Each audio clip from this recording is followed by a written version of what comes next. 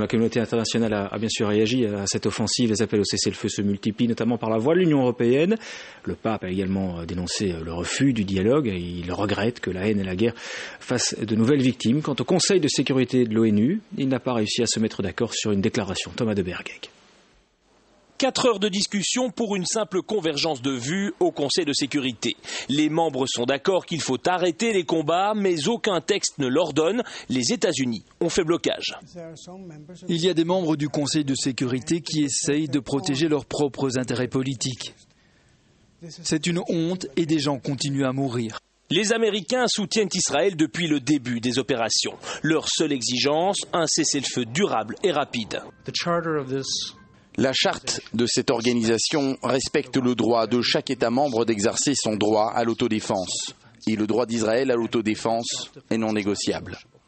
Cessez-le-feu demandé également côté britannique. Le Premier ministre parle d'un moment très dangereux dans l'histoire du conflit. Quel est le fondement d'un accord entre la Palestine et Israël? Soyons honnêtes, c'est qu'Israël soit en sécurité à l'intérieur de ses propres frontières. Les Palestiniens, eux, doivent pouvoir disposer d'un État viable.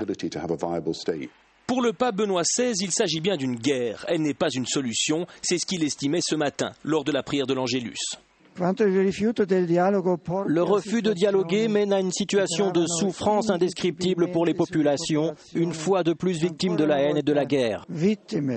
La présidence tchèque de l'Union européenne envoie sur place une mission d'observateurs. La négociation s'annonce difficile.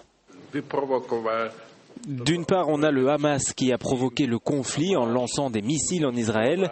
D'autre part, on a nos amis israéliens avec qui on doit discuter de la situation à Gaza. Il y a des erreurs des deux côtés. La Commission, enfin, demande à Israël d'ouvrir un espace humanitaire dans la bande de Gaza. 3 millions d'euros ont été débloqués.